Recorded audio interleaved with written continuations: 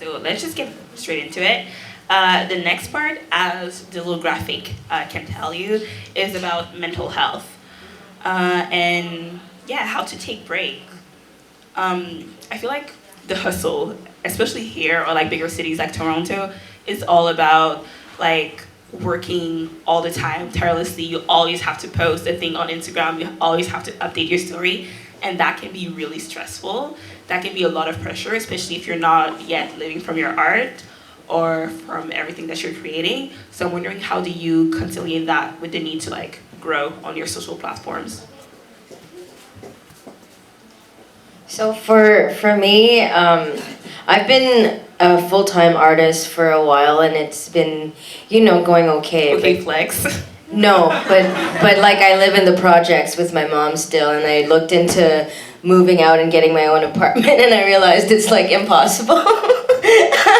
So now that I have that desire, it's like a whole different, it's a different stress, but like still kind of the same stress.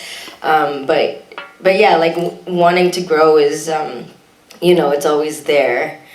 Like there was a point, I used to work at Loblaws as a cashier for 9 years. Gang. Me too. Yeah? Yeah. Bro, and I was doing overnight at like the Rideau store. Not the Rideau store, I live in Quebec. Yeah. Right, in Elmer. Was it still Loblaws or was it like Provigo? Oh, Maxi.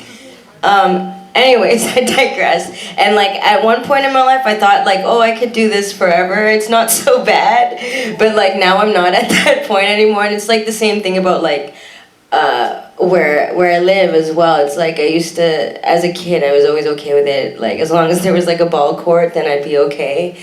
But now it's like the more aware I am of like social structures and like just energy as well, like in terms of living in OCH, like having to report your income and like send paperwork to the housing office just so they don't raise your rent and whatnot.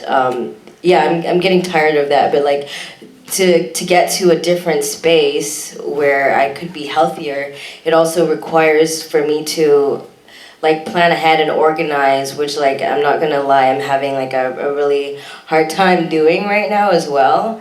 But yeah, I think like a big part of it is like being organized and like scheduling in times to work and also times to purposely not have anything that you have to be responsible for. Yeah, no, I was gonna say that's a big thing for me too. Just like learning how to like schedule time outside of like what I feel like are my like priorities, and just like actually have time to like do nothing, or like do nothing also means just things where I'm like maybe just creating without like an outcome. Yeah, that's really been helpful in finding like other things outside of like what I consider like work, even though it's like in line with my passions, to just like have leisure time. And like recently, one of the ways that people have been taking care of their mental health has been the big conversation of self-care. But also, people are talking about self-care in a way that very much aligned with like consuming more, which I don't know, I don't think makes sense, especially like in the context that we do. So I'm wondering if you guys want to talk a bit more about that. You mean like face masks and yeah. Right. Sorry, the face mask is not going to make you feel any less burnt out. So I think my biggest I know. Sorry. Did someone feel called out? I still do them. Still do the face mask, but anyways. I would say the biggest thing I've had to do for self-care is to say no, and that's probably one of the hardest things as an artist, when everything feels so scarce and you need to get that next opportunity, but you're just going to burn yourself out. Because I'm not a full-time artist. Like I have my day job. I work for the government. Yeah, exactly. It's fine.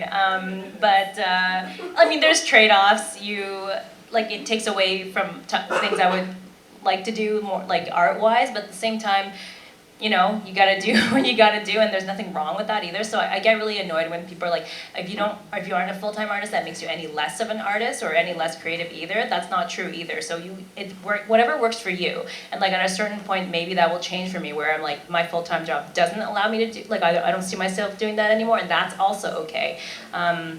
But it was just at one point, I think last year, it was just getting to be too much between like doing all the Girls Rock stuff in my volunteer time, like doing this Girls Rock. We have a social media posting calendar where, you know, we have something, we have it all scheduled out, and then, but it gets overwhelming because you're like, oh, we forgot that thing we were supposed to put, you know, and so just starting to let go and saying no to things, like turning down opportunities now, which like sometimes you feel anxious about it, like what if this never shows up again, but just knowing that, like, yeah, you just need to do it for your health, yeah. Yes, I think, like you said, learn to say no, because as full-time artist, for me, it's the same thing, like how to say no, because if you are full-time artist, you need to really care about your time, like what you do, and learn how to say no. I think is the big thing for your self-care, because tu es un humain, you are one human, you know. For sure, you need new opportunity all the time, because like as full-time artists, you don't have guaranteed income, you know, you need to hustle all the time, like you said. But at the same time, I think it's how you plan, comment tu planifies ton année, tes projets. I think that really help, and it give you like la ligne, quoi, the guide, like you say, here I'm doing this, I'm sticking with this for all years, and I can say no. Yes, je pense que c'est la clé, savoir dire non et se concentrer sur ce que tu veux faire. Je pense que c'est la clé pour prendre soin de soi, quoi.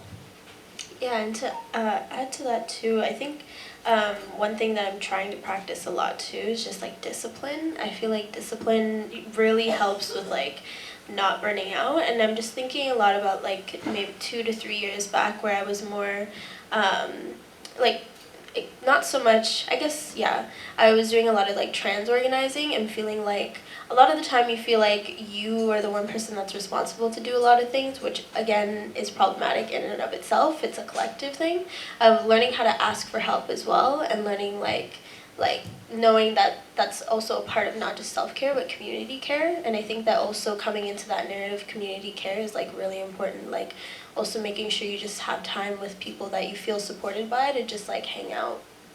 That's important, or knowing that